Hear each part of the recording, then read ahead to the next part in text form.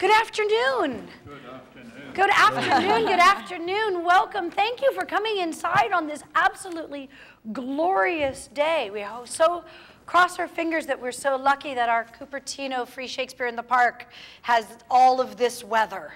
Yes? Oh, it's just lovely. So thank you so much for joining us.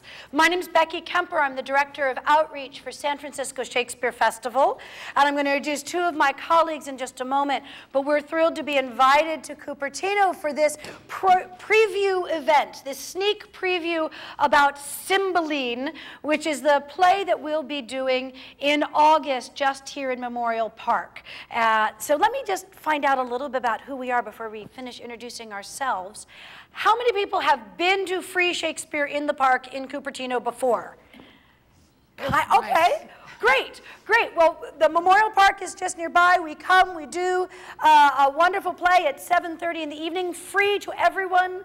Bring a picnic, come and enjoy your community and some great theater all at the same time if you haven't had a chance to enjoy it before, and we'll give you some more information about that later. Now comes the hard, well, no, I'll pause on the hard question for just a moment. Let me introduce my dear colleagues. They are resident teaching artists. We have a resident teaching artist company that does all of our various educational activities throughout the larger Bay Area, immediately summer camps, but they are also wonderful professional actors and will be in the production of Cymbeline in August. So we have Sharon Huff and Carl Holvik Thomas.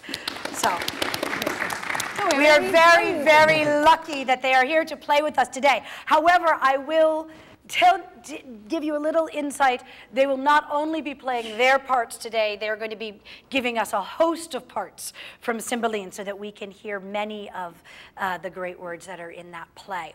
Now here's the tough question.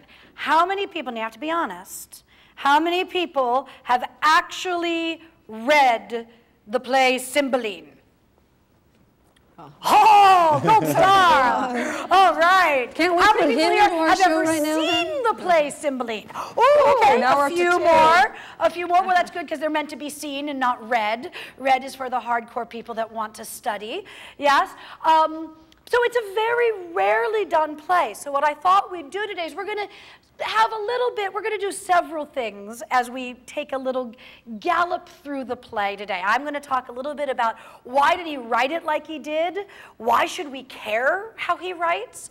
We're going to learn about what the play is, so you know the story, so you can see what you're in store for.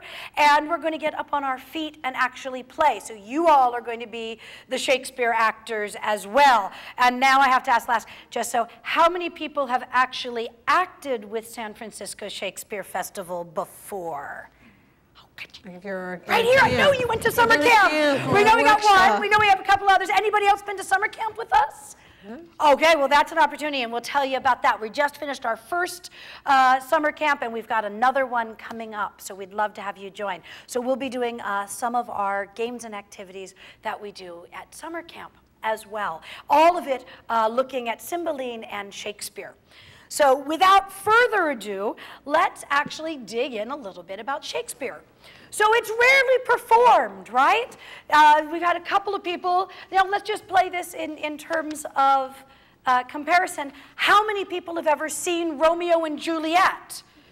Yeah, everybody, right? Or the Scottish play, which we won't say, or let's try A Midsummer Night's Dream, right? So we're interested in, Shakespeare wrote 37 plays, depending on who you ask, 36, 38, let's say 37 plays. And Cymbeline comes it's a late play. It was actually written somewhere between 1608 and 1611.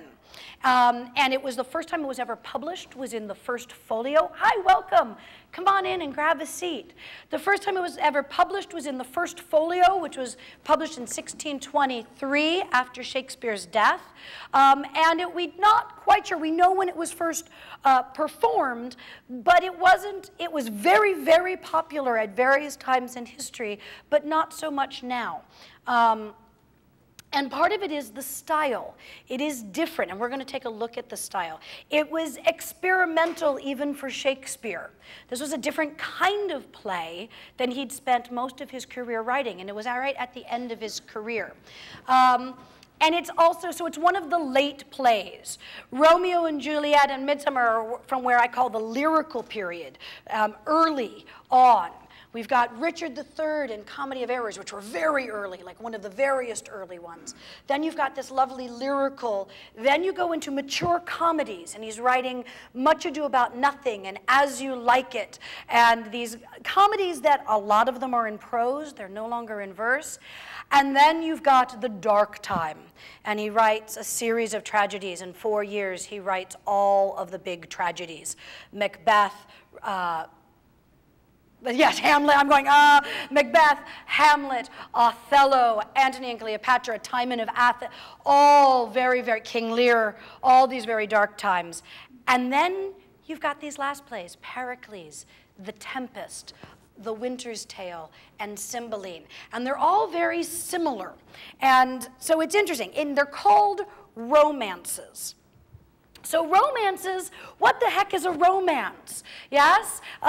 It's not like a bodice-ripping romance novel that we read on the beach, or that some of our moms read on the beach. Yeah? That's what it's not. It's not a romantic comedy. It's a very particular thing. It is historical, but it's not a history play like Henry V or Henry IV. But it does have historical themes. For example, King Cymbeline actually did exist. And Carl, give us a little piece of King Cymbeline. Of course. You must know, till the injurious Romans did extort this tribute from us, we were free. Caesar's ambition, which swelled so much that it almost did stretch to the sides of the world, against our color here did put the yoke upon's, which to shake off becomes a warlike people, whom we reckon ourselves to be. So, King Cymbeline was the son of Theomantus. He was king in 33 AD, a very interesting time in history. And he did indeed deny tribute to Rome. That's about as much history as Shakespeare's interested in this play. That's it. We've got no other history in this play. So it is historical, sort of. Now, it's also tragic. It is very, very sad. At some point, and we're going to learn the story, but this faithful servant has been told to kill his mistress because she has been disloyal, even though she hasn't. And so she is being accused of falsely being disloyal to her husband, and she is pure as driven snow, and this is her response. So Sharon is going to read Inogen, our princess, and Carl is going to read Pisanio, our faithful servant. What shall I need draw my sword? The paper hath cut her throat already. No, 'tis slander whose edge is sharper than the sword, whose tongue outvenoms all the worms of the Nile, whose breath rides on the posting winds and doth belie all the corners of the world. Kings, queens, and states, maids, matrons, nay, the secrets of the grave this viperous slander enters. What cheer, madam? False to his bed! What is it to be false? To lie and watch there and think of him? To weep twixt clock and clock? If sleep charge nature, to break it with a fearful dream of him and cry myself awake? That's false to his bed, is it? Alas, good lady. Come, fellow, be thou honest. Do thou thy master's bidding. When thou seest him, a little witness my obedience. Look, I draw the sword myself. Take it, and hit the innocent mansion of my love, my heart. Fear not, 'tis empty of all things but grief. It's very tragic. It all works out in the end, right? So it's not a tragedy. No, people don't, well, one bad guy dies, and we'll find out about that. But it's not like Hamlet, where everybody dies, right? There's no point in the play where the stage is littered with bodies. So it's not a tragedy. now, And Carl okay? and I have done that. We've littered our bodies on the stage in Hamlet. For Hamlet. Yes, yes. But that's not what happens here. So we've looked at a history, we looked at a tragedy, and believe it or not, it is actually very funny. It is comic without being a comedy. And how do we know? Well, a girl, the same girl, right after she decides that she's, tries to get the faithful servant to kill her, decides what can she do? So what happens if you are a princess and you are disowned, you have no future, what are you going to do in a comedy? Dress like a boy. You got it. Dress up like a boy and run to the woods. You got it.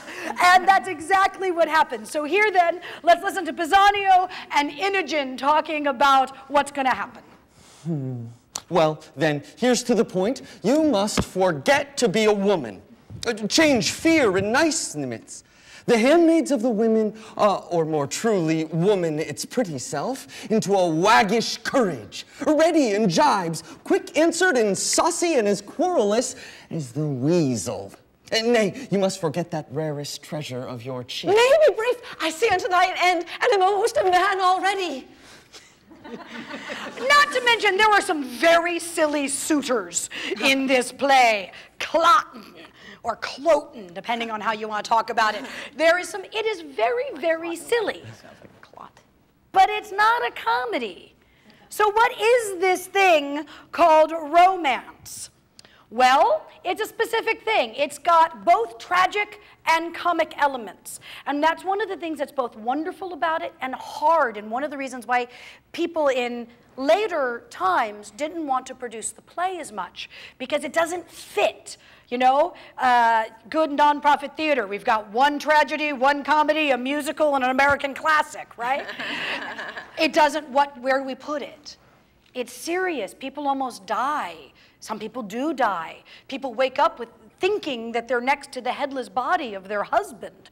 It doesn't go in the comedy spot, yeah? But it also, it's really, really funny. And people don't die at the end. So it's not really a tragedy. So sometimes it's a little difficult that way. All the romances have fantastical plots. Yes? They go from hither, thither to yon. There are wars, there are marriages, there are fake funerals, there are real funerals. There's many twists and turns to the plot. There's a wide range of localities, right? We've got Rome, or what Shakespeare thought of Rome. It's not really Roman, but it's sort of Rome. We've got the woods of Milford Haven. We have the British court, and it's actually set away in a faraway time. Some people think he wrote this after doing all the research for King Lear. It's at the same time period of King Lear. It's got the same feel as King Lear. So it's very far away. There's music and dancing, which was very popular. James is king now. James likes his masks. He likes his dances. He likes his spectacle. And so all of the romances have these bits in the middle that sort of everything stops. And there's music and dancing. And then there's the supernatural. In this play, Jupiter comes down on wing and does a deus ex machina and tells the hero where to go and when to go, and that it's all going to be all right. So what does this sound like? What does it sound like? What would that be like if all of these things? Yeah. It is sort of like the story of, it's a lot like the story of Penelope in the Odyssey. All of this round and about, absolutely.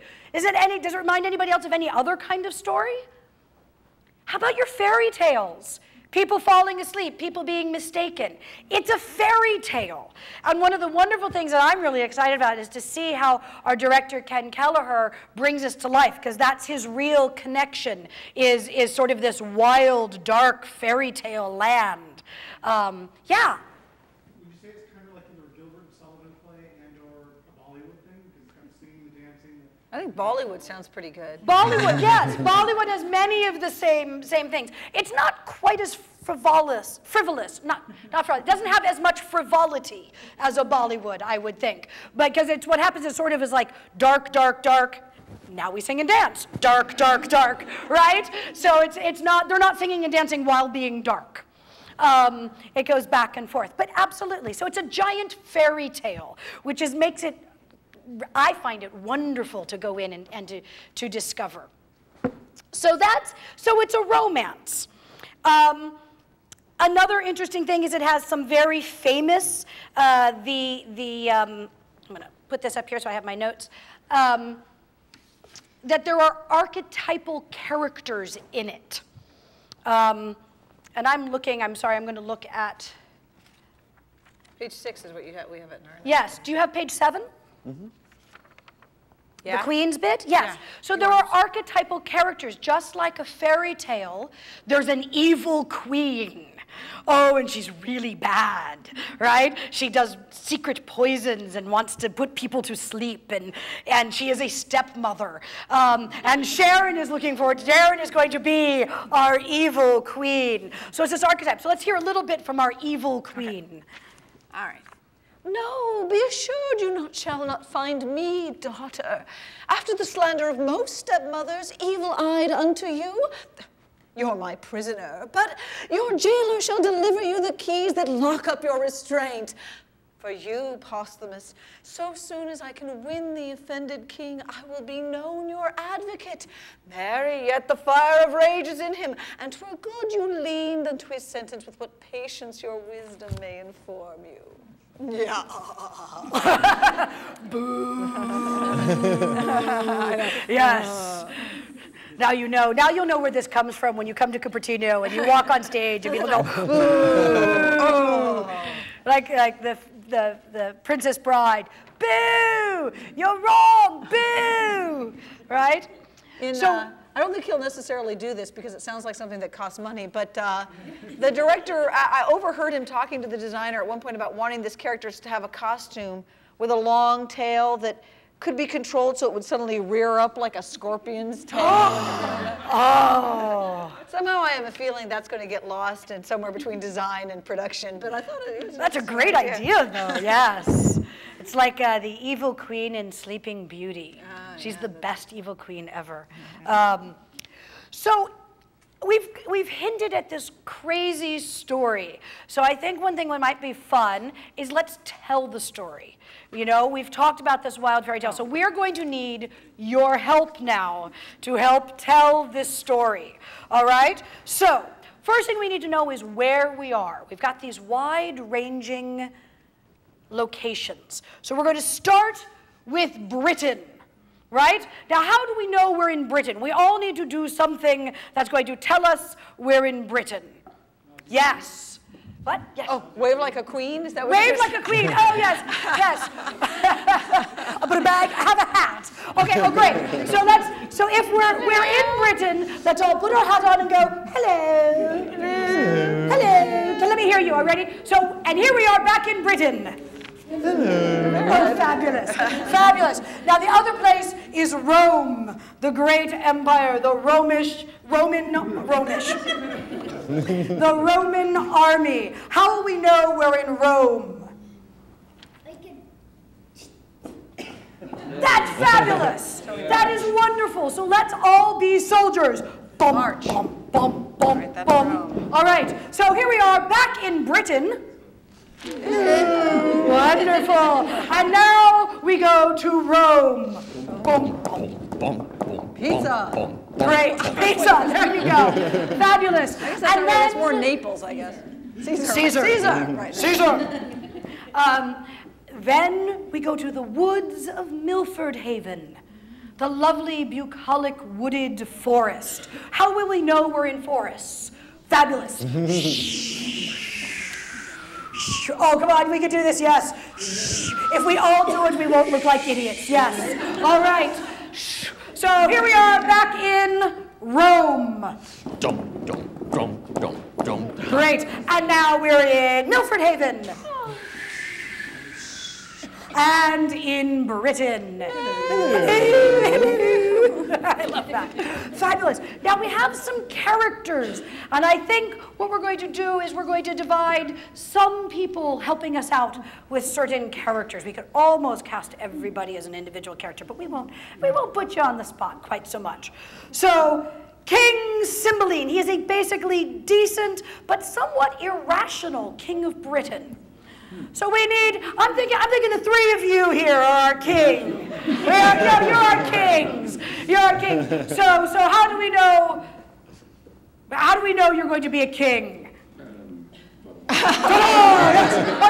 That's grumble. That's fabulous. Awesome. So now you need to be huge and loud whenever we say King Cymbeline. Oh, fabulous. Fabulous. Now we need Guiderius. He is our headstrong, actually Guiderius and Arviragus. I'm going to say that right. Arviragus and Guiderius, they're these two lovely brothers who love nature and are nature, and they're sort of like lumberjacks and very noble. Can I have two people to be our two brothers?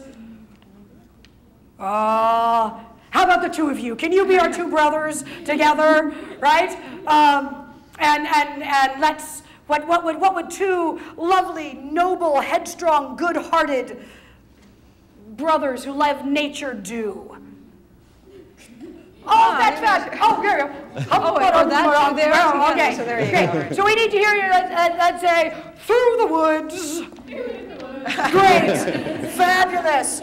Now, Imogen, she is our noble and resourceful and very virtuous and often troubled noble princess of Britain.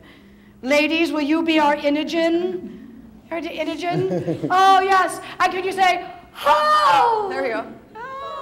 Oh, fabulous. So we have King Cymbeline.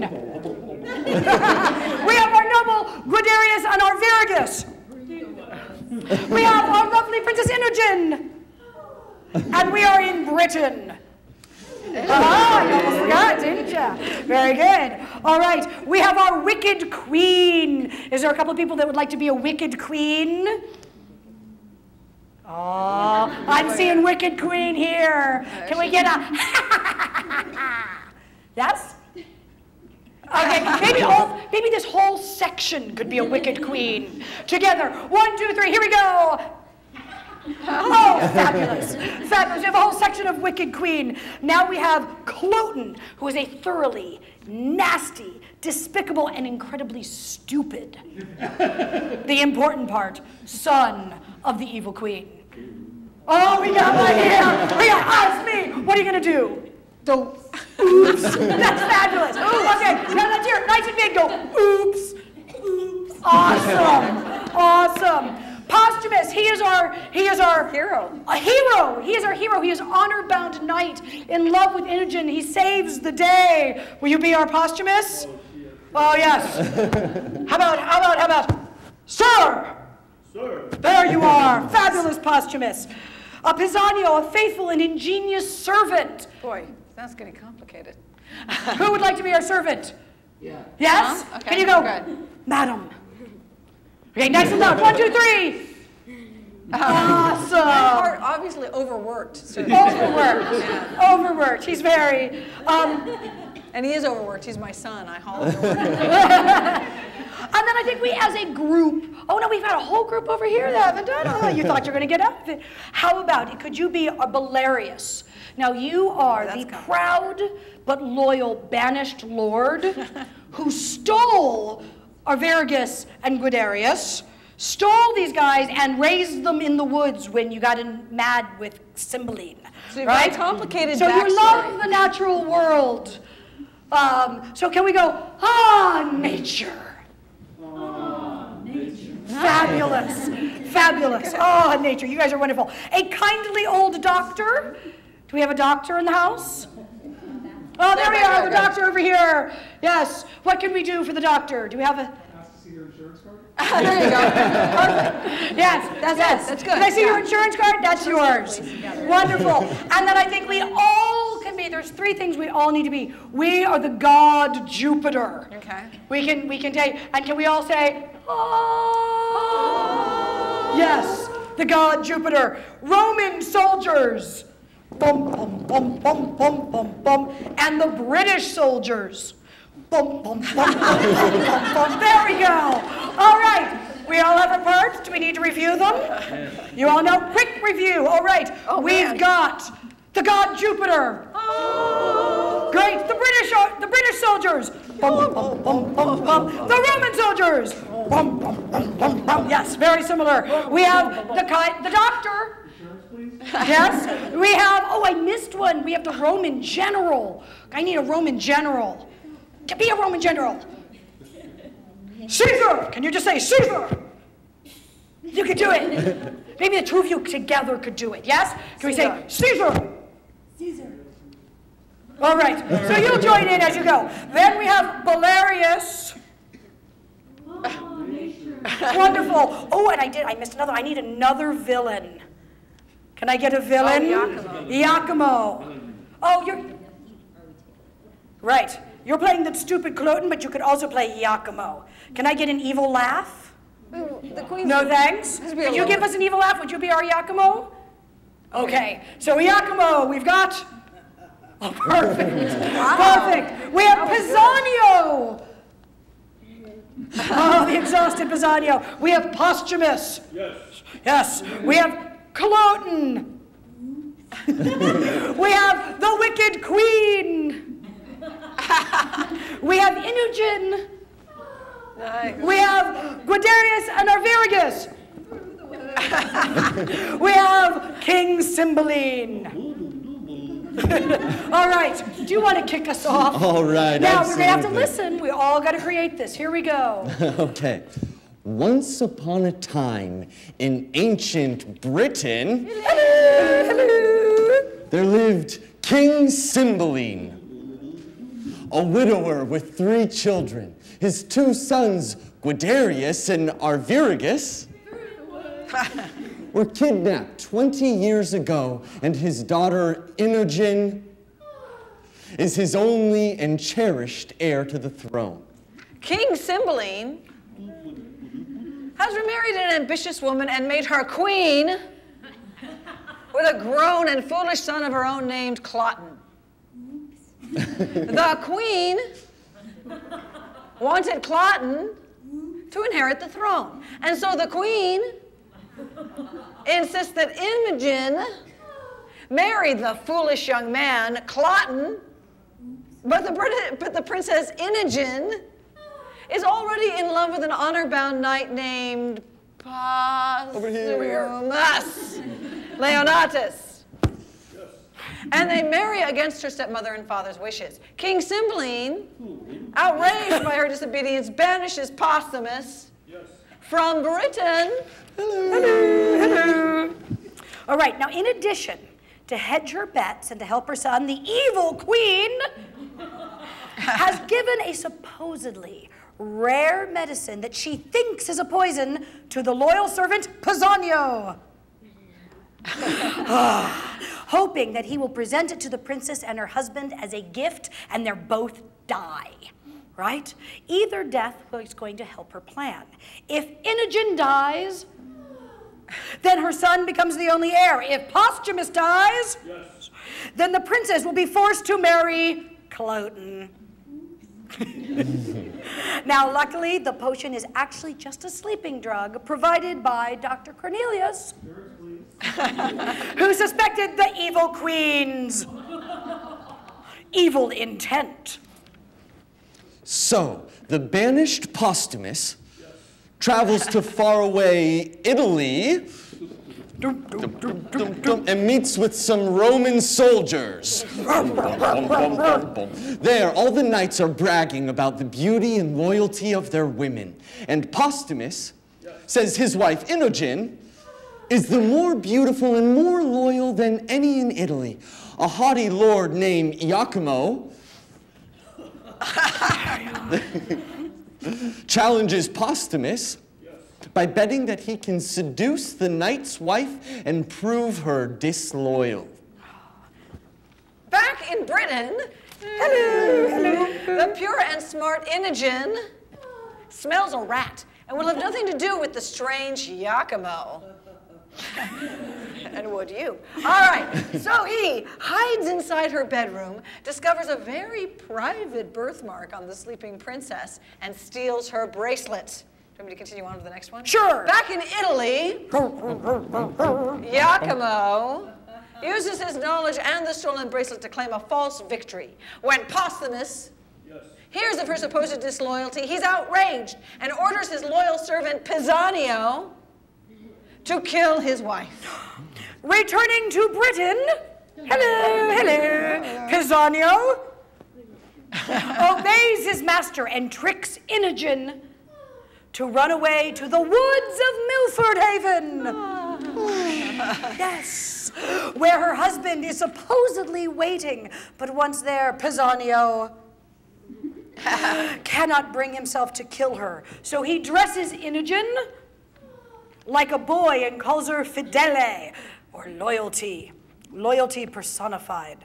And he gives her the fake medicine and sets off to convince his master of her innocence. Now, also living in the woods of Milford Haven is a lord called Belarius, who King Cymbeline banished 20 years ago, and now who, in revenge of that banishment, kidnapped the king's sons, Guiderius and Arviragus, and is now raising them as his own. These unknowing brothers, Guiderius and Arviragus, find the disguised Imogen, and all immediately feel like family, but no one knows why. Also, in the words of Milford Haven, is Clotton. Yeah, who, unbeknownst to anyone, has dressed up as in Posthumus's clothing and followed Imogen in hopes of ravishing her. And because they're kids, we won't explain that. All right. Cloten does not find her, but meets Guiderius, to whom he is very rude, and a fight ensues. The hot-headed and insulted Guiderius cuts off Cloten's head. Oops. Perfect! And drags the body back to their cave. Meanwhile, Imogen is not feeling well. And so she takes the fake medicine and falls into a deep sleep. Belarius, Guiderius and Arviragus come back and they think she's dead. And with great sadness, they lay her to rest and have a lovely funeral next to the body of the headless Clot. Oops. Meanwhile, back in the capital of Britain, the Roman leader, Caius Lucius, had visited King Cymbeline, demanding tribute to Rome and Caesar. Cymbeline refuses, and Lucius declares war for Italy on Britain. With all her plans foiled and her son missing, now actually dead, the queen gets sick and dies. On her deathbed, she admits many evils, including that she actually hated her husband, King Cymbeline. Great. Back in the woods of Milford Haven, Imogen awakens alone to discover she is next to a headless body dressed in her husband's clothing. Oops. She thinks wrongly that it is Posthumus, and he is dead. So when she is discovered by Caius Lucius, preparing for battle, Imogen joins the Roman army. Bum, bum, bum, bum, bum, bum, bum. The battle begins. The Roman soldiers capture King Cymbeline, but he's freed by Belarius, Arviragus, and Guiderius. Yes, with a little help from Posthumus. Yes. Then the British soldiers. Oh, British soldiers, yes. Hello. Mistakenly capture Posthumus.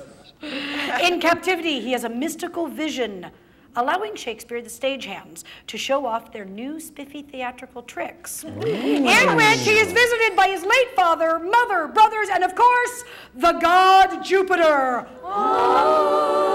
who descends on an eagle and throws a lightning bolt. It's pretty cool, huh? The British win, and in the last scene, the play is an explosion of happy revelations. Imogen returns to her father, Iachimo, confesses his trickery. Dr. Cornelius explains that the medicine poisoned that whole confusion. Cloten's death gets sorted out. Belarius reveals the princes Guiderius and Arviragus. King Cymbeline embraces the marriage of his daughter to Posthumus, and peace is made with the Roman army. In the end, King Cymbeline is so happy with everything that he pardons everyone, all wrongdoing, and I think we all know the ending of a fairy tale. Together, everyone lives happily ever after. All right. Give yourselves a round of applause. All right. I'm looking at the time, and I'm going to check in with you. We're about halfway through our day. Would we like to take a break, or are we good to forge ahead? So forge on, raise your hands. Forge on. There we are. Forging ahead. Thank you, guys. That was great. Thank you. That was great. Nice work. Great fun. All right. So that was a really complex story, wasn't it? Good Lord, I'm kind of like, now you know why we needed your help. Yes? And there's also tricky things about Shakespeare, isn't there? Has anybody here ever, now this is where we have to confess, and no one's watching, so you don't have to worry about it. This is just between us. It's not going out over the air. It's not going out over the air or anything. How many people actually sometimes have a hard time understanding what's going on and being said in a Shakespeare play? I'll confess, I'll show you my belly button first. You don't have to show me yours, right? Yes. They're complex. They're not like, say, watching Doctor Who on computer or TV, yeah? The language is a little more, it's got something to it, and it's the language that can be both the thing that trips us up, but it's also exactly how Shakespeare helps us. It is why we love Shakespeare and why we are watching and listening 400 years later. Do you know? Yes, the stories are wonderful, and the stories keep being retold. But why do we still do productions of Romeo and Juliet when we have West Side Story? Yeah? Some people would actually ask that question, you know?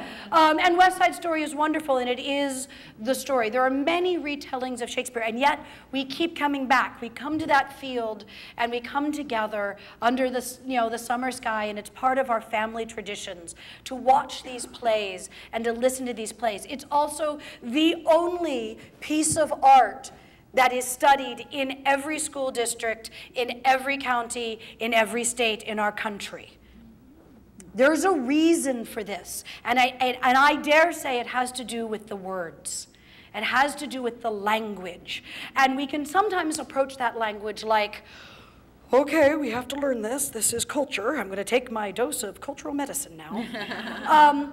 But hopefully doing it in the park and with excellent, wonderful actors, it becomes something much more. And that language, they are, believe it or not, our clues. That language is how we find out more about the story. So we're going to spend our next little bit getting into Shakespeare's language a little bit, looking at why did he write like he did?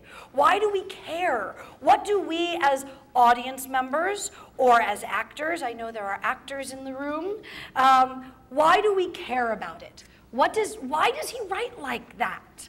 Do you know? I had somebody actually send me a Facebook, and it's funny, it's somebody who's watches Shakespeare for many, many years, and he sent me a Facebook message and I went, I just watched Elizabeth Taylor and Richard Burton, and I've come to a conclusion. While the language is beautiful, I just can't believe that anyone ever spoke like that on the street.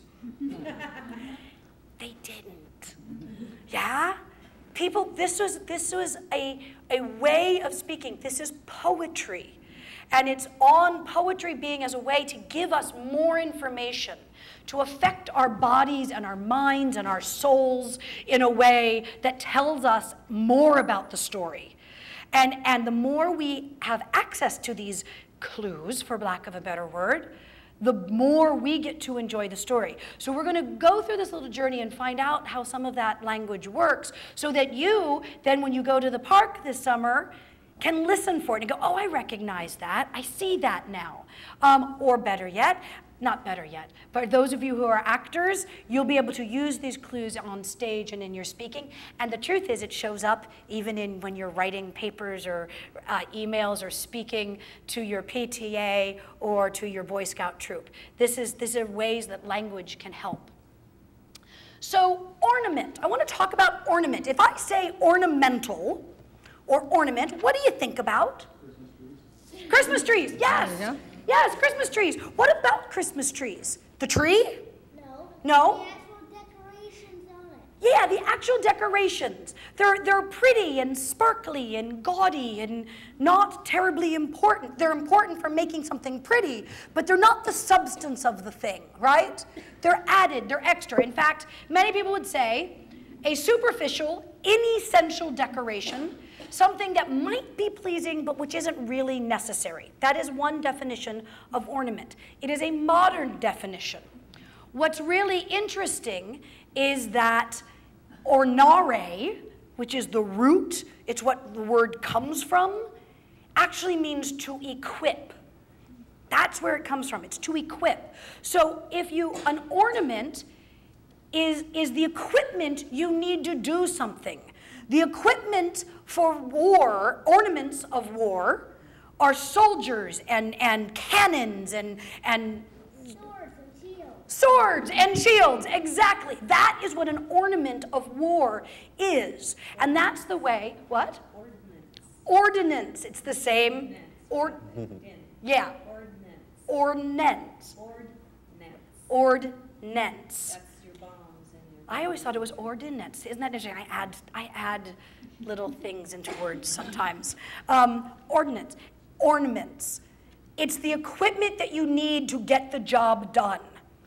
So that's what Shakespeare was using when he uses ornamental language. He uses language in a way to get a job done. He's using it for a reason. And it has to do with form and content. And we're going to read this bit for you. But in our world today, we do not like to connect form of things and the content of things. The meaning is what we think is important, right? Doesn't matter how you say it, it's what do you mean. And in fact, we kind of don't trust when things are ornamental, when there's a fancy form. Do you know, if you listen to certain preachers or you listen to certain politicians, you'll hear things being said like, turn the rhetoric down, yeah? Or, well, he talks beautifully, but that's just, there's nothing to it. We can't trust it because his language is too lyrical. Yeah, this was a key component in our last election. And Obama actually had to change his language to be simpler because people did not trust him because the form was too complex. And we separate form and content. So the Elizabethans didn't do that. Everything got smushed together. And in fact, they believe, and the form of language, it changed the way they think. So I just want to share this one little piece of writing about how rhetoric and form and content went together in the early modern mind. Sharon, can you read it for us?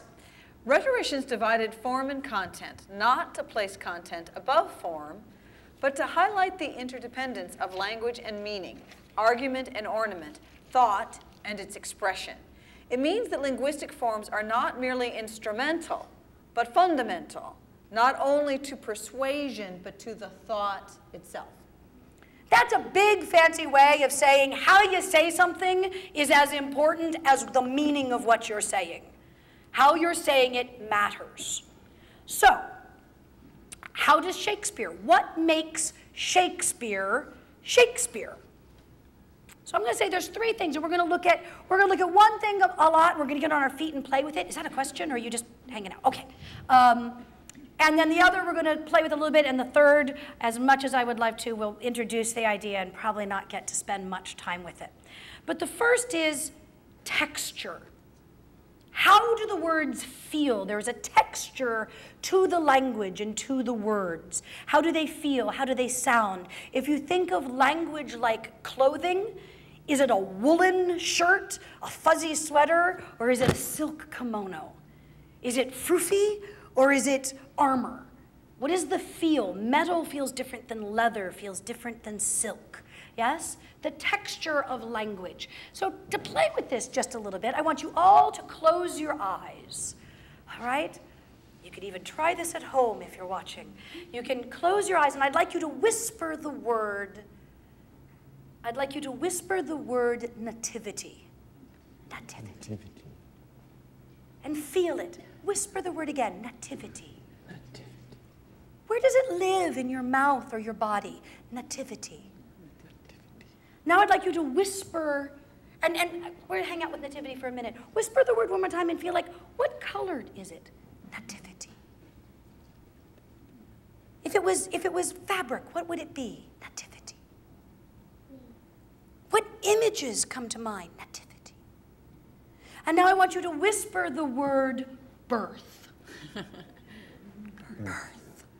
Where does that live in your body? I'd rather scream it, frankly. And I know women, all the women have a different reaction than the men in the room. Birth. But it does. That lives in it. So whisper it again. Birth. Physically, where is it different in your body? Birth. What colors come out in your imagination? Birth. We won't go to images. But that lovely Anglo-Saxon birth. And go back to nativity. Now I'd like you to whisper the word assassinate. Oh, and how much fun can you have whispering that word? Assassinate. Assassinate. It probably is in some states. Yes? And feel again, where does it fit, that Latinate word, assassinate? Now I'd like you to whisper the word, we'll use the early modern version, murder. Murder. And where does that live in your body? Murder. So open your eyes. So give me some feedback here. What are the differences between nativity, the images, where it lives in your mouth, and birth? What are the differences there? Insurance, please. Insurance, please. Lips and teeth, nativity. Nativity, it's all up in here, right? Yeah. Nativity sort of feels like silk, while assassinate sort of feels like hitting armor. Great. So nativity feels like silk, where you said birth assassinate feels like armor. Oh, that's great. And what about birth? Is birth hard or squishy?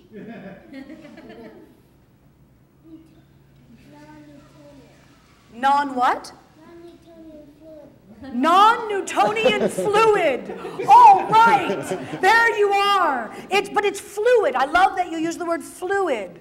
Yeah? So what's interesting is Shakespeare uses all four of these words. And he'll use assassinate and murder, and you can add the middle one in, kill. Yeah? Assassinate. It's a word that Shakespeare made up, first time he used it. What shall we call this? Assassination. Macbeth uses it.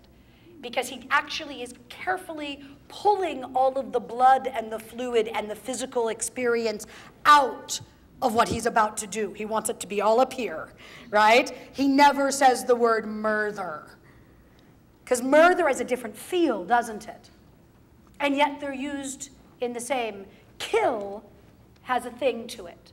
He says later, when he's wiping the blood off his hands, he says that he heard them say, Macbeth has murdered sleep.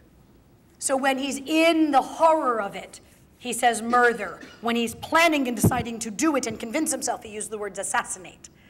Do you hear how the texture of the language is different? Shakespeare was writing at a unique time in history when you had Latinate.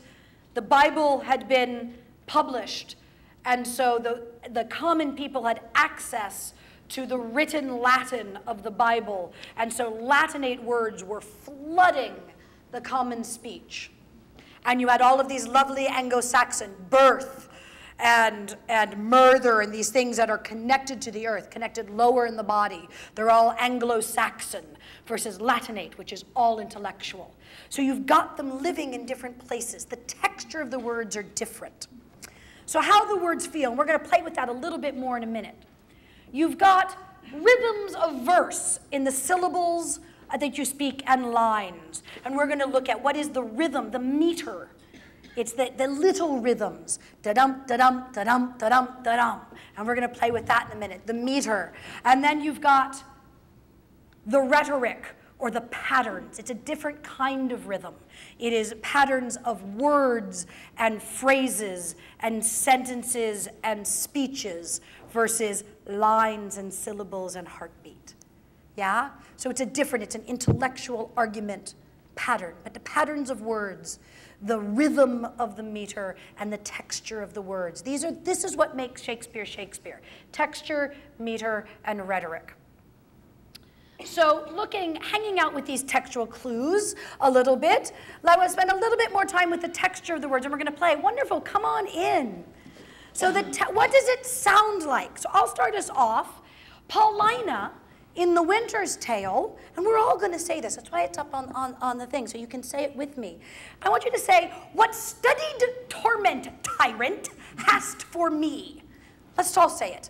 What studied torment tyrant hast for me? Now that was lovely and slow so we could make sense of it. You wouldn't speak that slow. What she's doing is she's coming in to tell Leontes that because of his actions, his wife is dead. And she's like, you've done this, you've done this, you've done this. What do you got for me? Bring it on, because I'm not afraid of you anymore. That's what's going on in this speech. So you're going to say it relatively quickly. So try and say this quickly. I'll say it and then you say it after me. What studied torment tyrant hast for me? Off you go. What studied torment tyrant hast for me? You can't say it without spitting, can you? It's my favorite line in Shakespeare, because you get to spit, right? What studied torment tyrant? You know, you got all of that. It's very different. Carl's going to share with us something from Prospero in The Tempest. I have bedimmed the noontide sun, called forth the mutinous winds, and twixt the green sea and azured vault set roaring war. To the deed-rattling thunder have I given fire, and rifted Jove's stout oak with his own bolt. Ooh, that's all different, isn't it? Let's all say roaring war. Roaring war. It's very different than studied torment, isn't it? Roaring war. Say it again. Roaring war. How about Jove's stout oak? Jove's stout oak. Now, as an actor, or as a casting director, I might want to pick a little tiny skinny guy to stand up, and he might make the choice of saying, Jove stout oak, right? But there's something in the language that just begs. This is about power and size. Jove, God's own big tree, have I split in two. And one of the things, I'm going to go back to Paulina for a minute, at the end of that speech, after she goes, what studied torment tyrant hast for me, she ends by saying, the queen, the dearest, sweetest creatures, dead, and vengeance not dropped down yet. Do you hear the queen? You almost can't say it without crying. So there's this shift. And then another example, let's have Sharon share a bit of Macbeth with us. Tomorrow and tomorrow and tomorrow creeps in this petty pace from day to day, to the last syllable of recorded time, and all our yesterdays have lighted fools. You know, one of the great, great speeches. But you've got petty pace from day to day. He creates the petty pace in the sound. Yeah? So the texture of language, it's one of the key pieces and clues we have to enjoying and performing and understanding Shakespeare. So, now it's your turn. So any brave soul, and we're going to do this all together, you will not be one by one. I'd like to get a group of people over here, standing up, on your feet. Oh, just come over. Oh, come on. It'll be fun. like this game. Come and join us. Thank you. Adults You can think play. it's- This is not, Make a this is not a single thing. Not just for kids anymore. For the young at heart. Do you want to join us? No. Okay, you can join us if you want to, all right? So, we're over here. We can be in a pack. You don't have to be in a line. All right? to be in a line. So here we are in a pack. So I want to ask you, where are we? We're going to say here. Right? So where are we? We are here. Okay, no, wait. Where are we? Here. Great. Where are we going to go? There. You got it. See, this is not so hard. Right? So where are we? Here. Where are we? Here. Where are we going to go? Here. Okay, I'd like you to go from here. Y'all can do better than that. We're going to come from here. Great. To there. As if. You're going to move as if your feet were made of clay. Whatever that means to you, off we go. How would you move from here to there as if your feet were made of clay? Yeah, there's no wrong answer, whatever it means.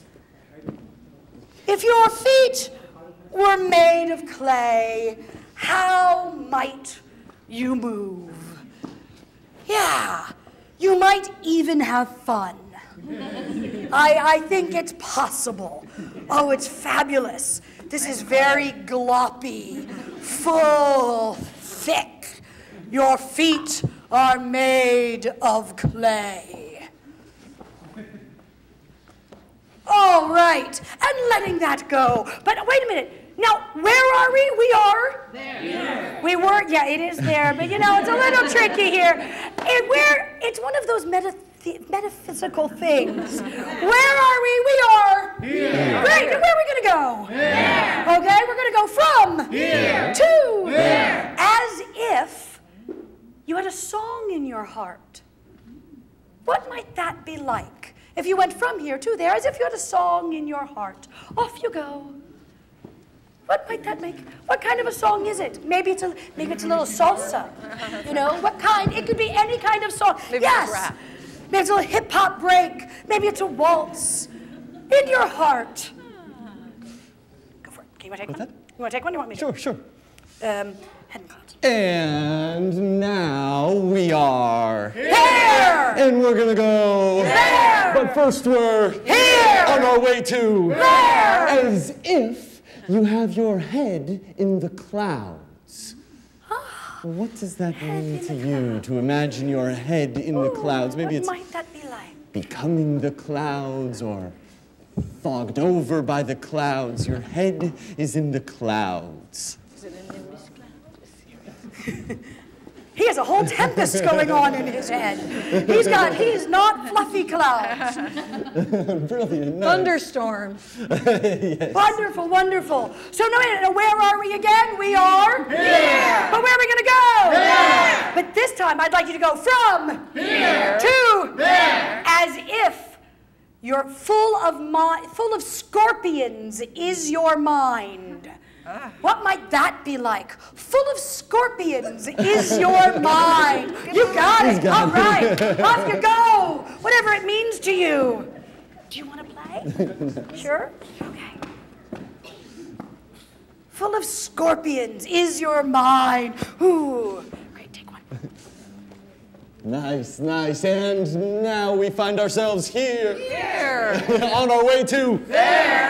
And this time we'll go from Here. to There. as if you are green sickness carrion. Ooh, what is that like? Carrion. Whatever that is. That's right. It's Green, sick, But yeah. animated. Yes. Carrions. Animated. What if you moved as if it were... A carrion. Carrion, right.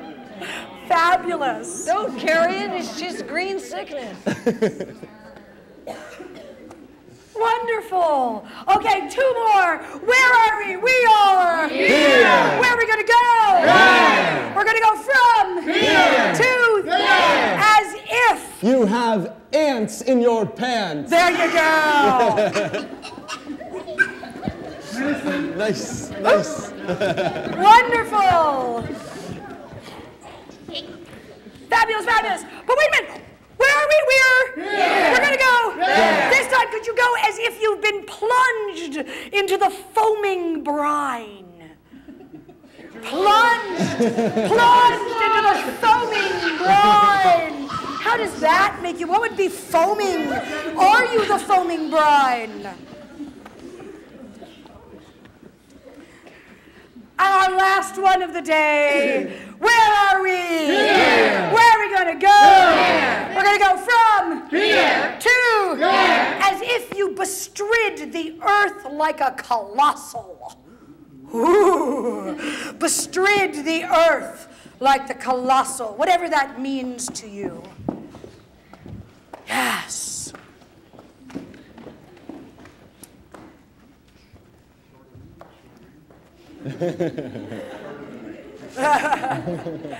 Fabulous. So now here's a question for you. First of all, everybody give yourselves a round of applause. Did you know the dictionary definition of every single word I said? No. Did it really matter? No. It didn't, did it? But then my question for you is, how did you know how to move if you didn't know what the meaning, the content of the word was?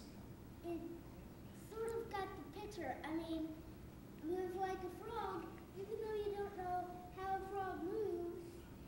You might know that it's on 4 legs, maybe it goes. Yeah.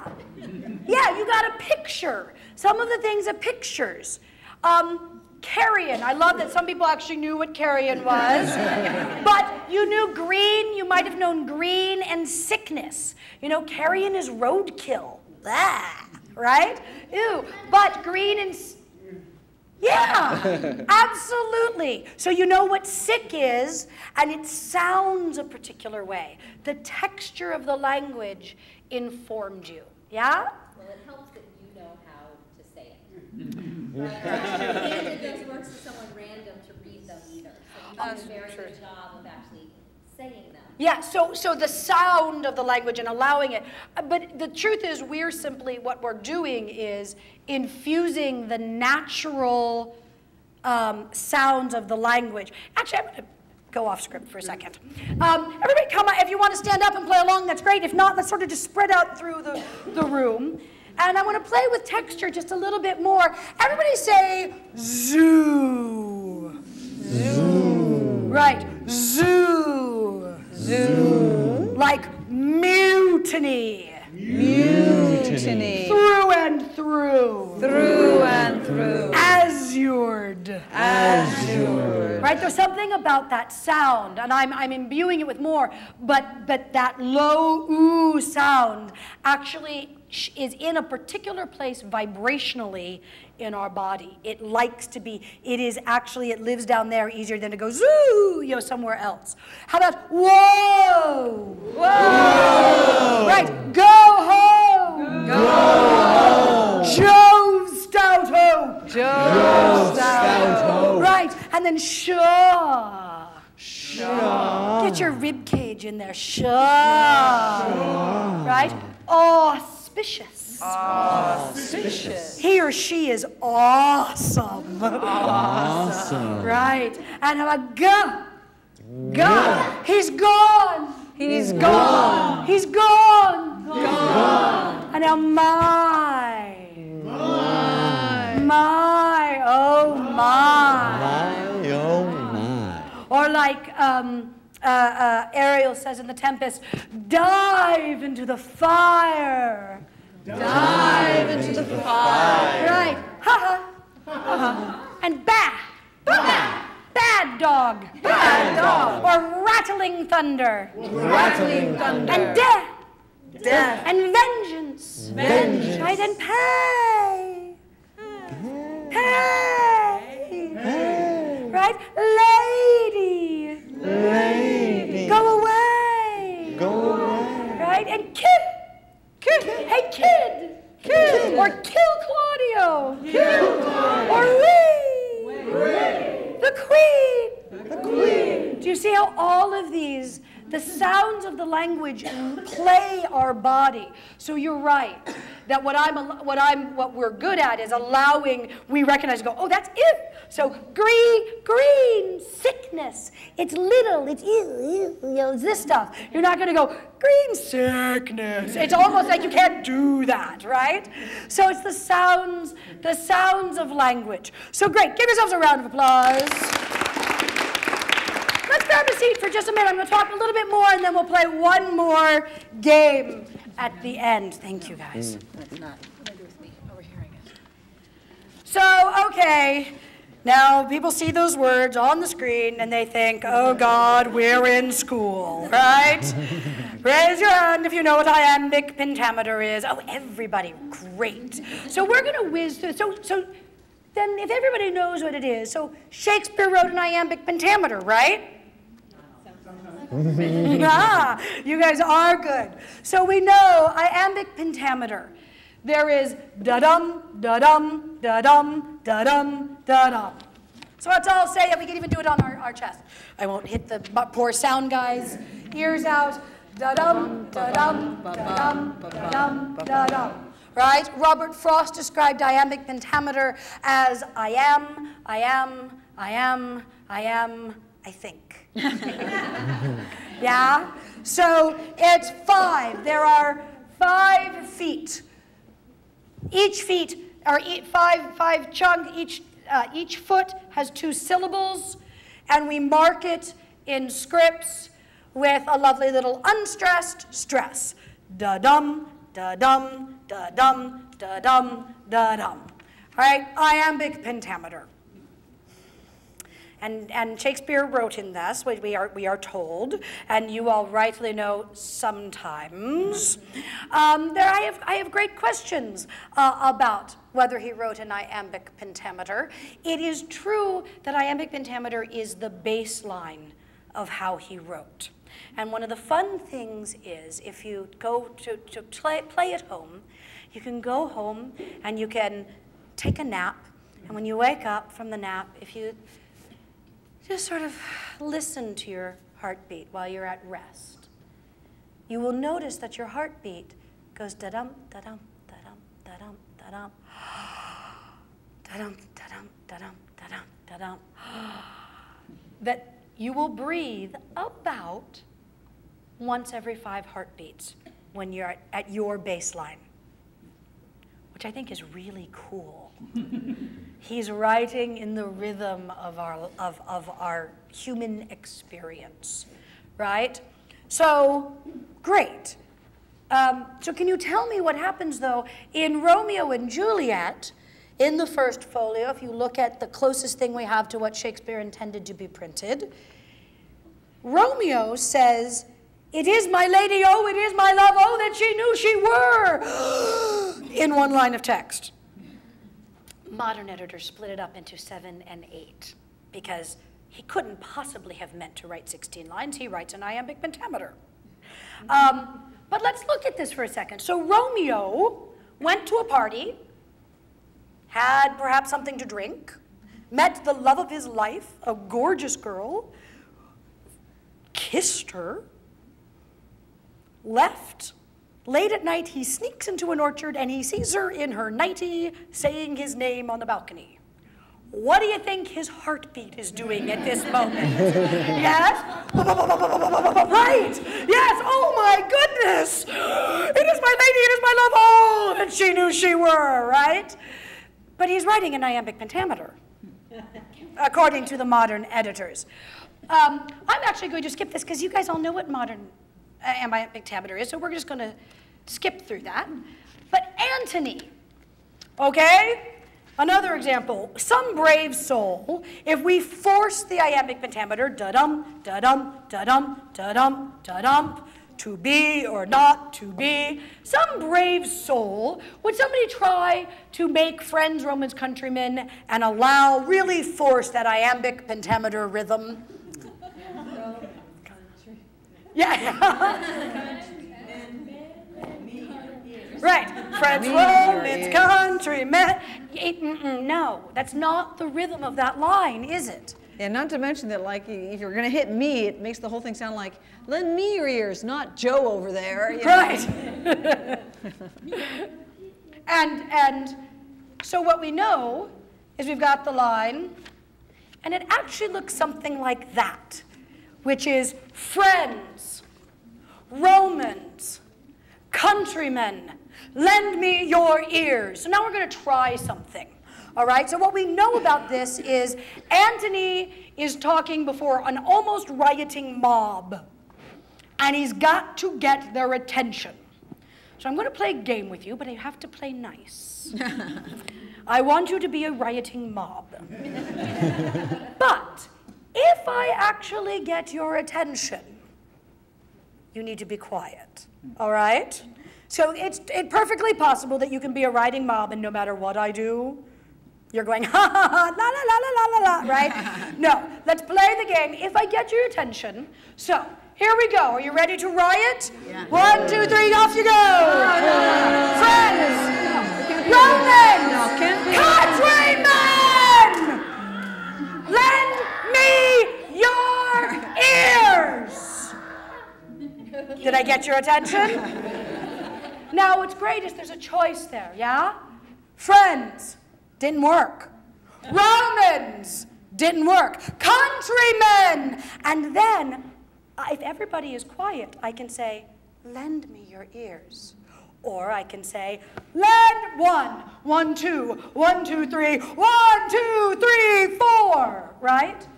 What's happening is Shakespeare is using the rhythm to tell the dramatic story. The rhythm is it's not about a verse form or poetry. It's about how do I tell the story rhythmically. Does that make sense? But what's interesting is that you've got the da-dum, da-dum, da-dum, da-dum, da-dum underneath. Now here's where I embarrass myself before everyone, is because I'm not a musician. But if you have a musician, it's not unlike you got the tss, tss, tss, tss, tss, and someone over it is going ba ba ba ba ba ba ba ba ba ba ba ba, and it affects us, yeah. It's iambic jazz, is what he's doing, and if there wasn't the ba-dum ba-dum ba-dum ba-dum underneath it, then we wouldn't be able to hear the rhythms against it. He plays against our heart. Da-dum, da-dum, da-dum, da-dum, da-dum, da-dum, and then sometimes it's da-da-da-da-da-da-da-da, right? And then sometimes, like the witches in Macbeth, they go bump, bump, bump, bump, bump, bump, double, double, toil and trouble. It goes against your heartbeat. And I'm getting very interested right now in rap, which has in completely way more complex rhythms than what Shakespeare is using. But oftentimes they choose a trochaic rhythm because it is about creating that edge. You want it against your heart, yeah? So it's an interesting thing. So one of the meter, that rhythm clue for you as an audience member and as an actor is to listen for both the heartbeat and the heartbreak. You know, when Richard III comes out on stage and he says, "Now is the winter of our discontent made glorious summer by this son of York," we know something's not right with him. His rhythm is funky, yeah? So I want you to listen to Iachimo. Listen to the Queen. Listen to Avirgus.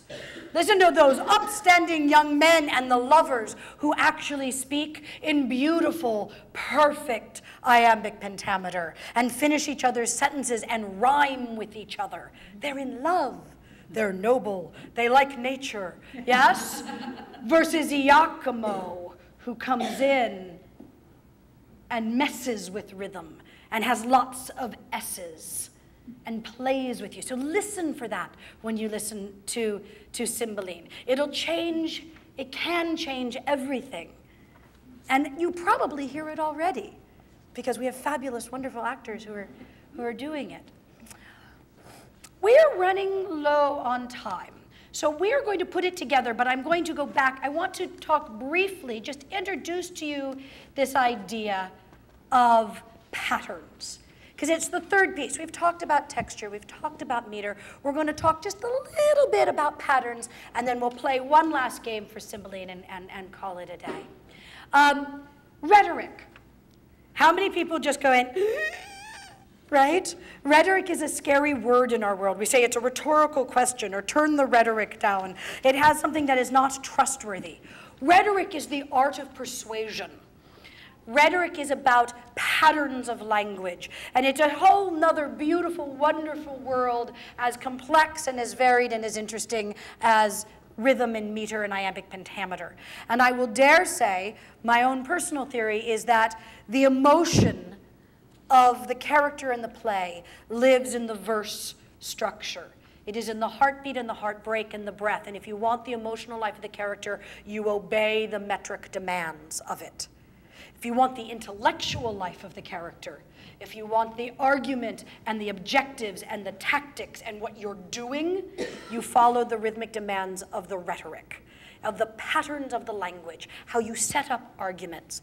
And it's there's 276 rhetorical terms, and they're all funky, fabulous Greek names like zeugma and hypozeuxis and antimetabole and epistrophe, and oh, they're so much fun. And everyone goes, oh, that's nice. You know, and goes to sleep. But the truth is that they all break down into 4 simple groups: repetition, expansion, balance, and contraction. And I'll give you a hint. It's not rocket science. Repetition, guess what they do? The words do.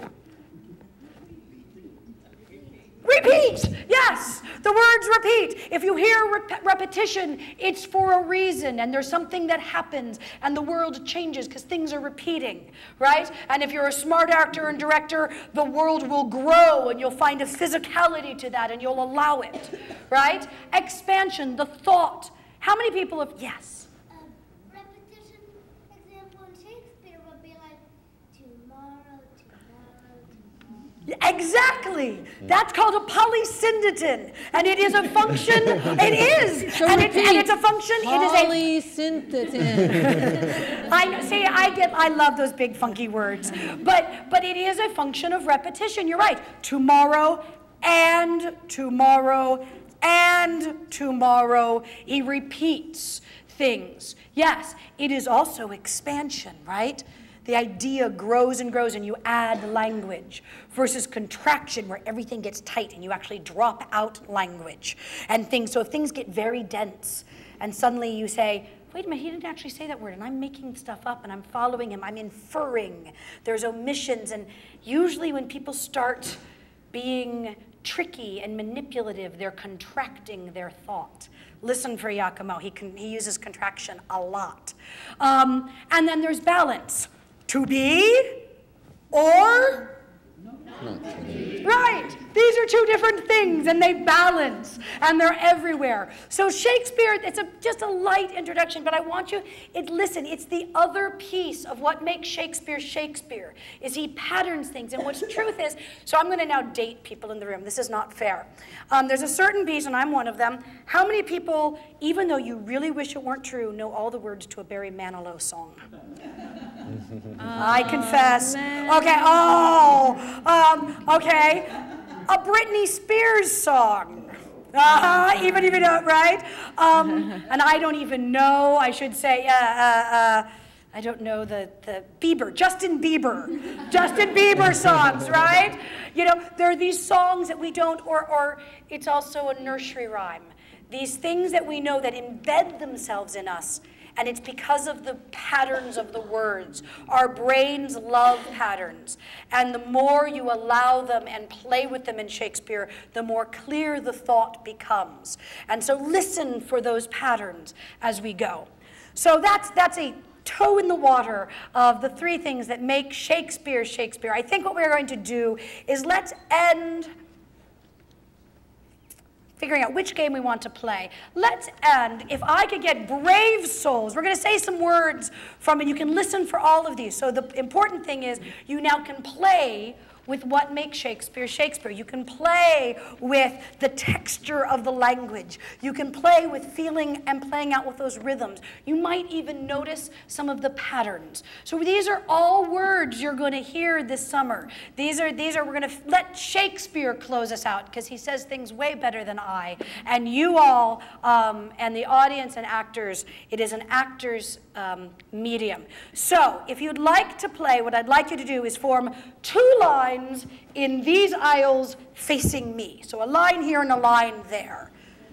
Come on, jump on up. It's the what? No, it's not an insult. All right, it's one line. It's a game I've never played before, but it's called layups. So how many people have played basketball? A little bit basketball. You know, there's an important part of basketball, which is you have fun and you practice working as a team to make baskets. So what I'd like is everyone, we're going to cheer wildly for our teammates. We're going to do a couple of these. You're going to come up. We'll call this A. We will call this B. A is going to come up and dribble. And you're going to pass the ball to your compatriot. B's are going to catch the ball, make a slam dunk. You will high five and go to the opposite room. So you will then become an A, you will then become a B, right? We'll do this just to get warmed up. And of course, we are going to cheer magnificently. And it's an imaginary ball. You can't lose, right? There's no failure here. So off we go, dribble, dribble, dribble. All right, off you go, dribble, and dribble, and dribble, and you shoot. And he does it, and he shoots the basket. Yes! Yay! Off you go, come on up. Dribble, dribble, dribble, dribble, dribble, dribble, and she passes. And she makes the slam dunk. Yes! Yeah! And here we go. One more time. Dribble, dribble, dribble, dribble, dribble. You pass. You shoot. Yes!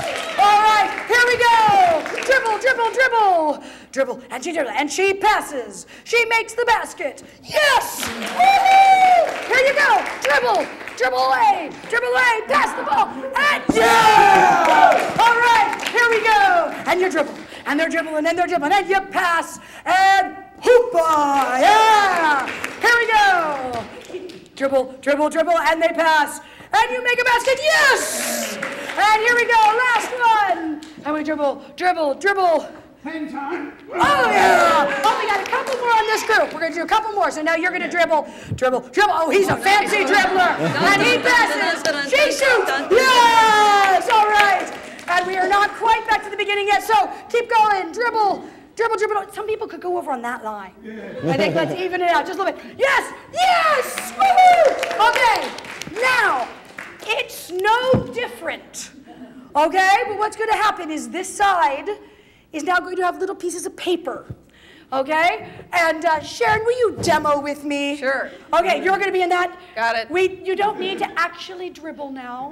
You can simply run. You come, dribbles. Sharon is going to place her feet and see the audience. I'm going to come by. I'm going to read in a nice loud voice. You don't need to whisper. She's going to be with her adoring fans, and I'm going to say, "Oh, damned paper, black as the ink that's on thee." Oh, did I just do it? And she says it. Damned paper, black as the ink that's on thee. And we cheer. And you switch. That's it. You say the line that is said to you as full-bodied and as joyous and as much as you would like. Okay, are we ready? Yeah. Okay, let's do it. We're just going to pass it out. Actually, I'll get you to pass those out. And here we go. And come on, run up, run up, run up. Plant your feet. Plant your feet. You say the line. Think on my words. Yes! And I'll take the strip. Awesome. Run next. Here we go. Run. Plant your feet. Oh, damn paper, black as the ink that's on me. Oh, damn paper, black as the ink that's on me. Oh. Yes! All right. Off we go.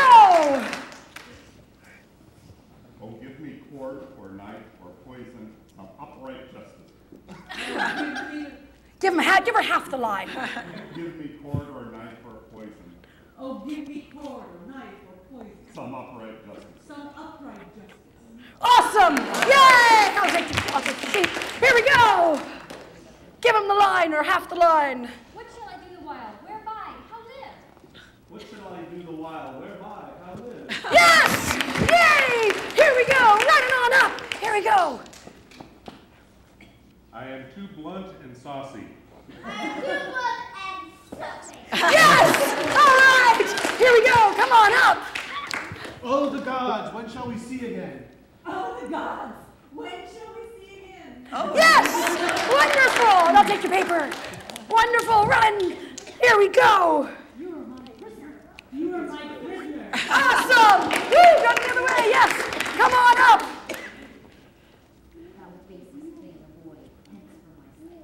Thou basest thing of boy, hence from my sight. All right. Yes. Come on.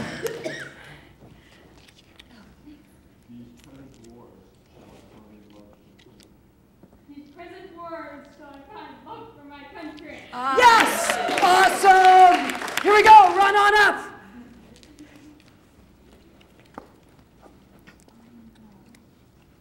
I am gone. Yes. Right. Here we go. How fine this tyrant can tickle where she wounds. I'll find this tyrant can tickle where she wounds. Yes. Wonderful. Off we go. You have won. Ah, wonderful. Here we are. We're going to do like two more. Oh, that's a pretty long one. You want to show? Away with her and pin her up. Yes. I'll take your paper. Wonderful.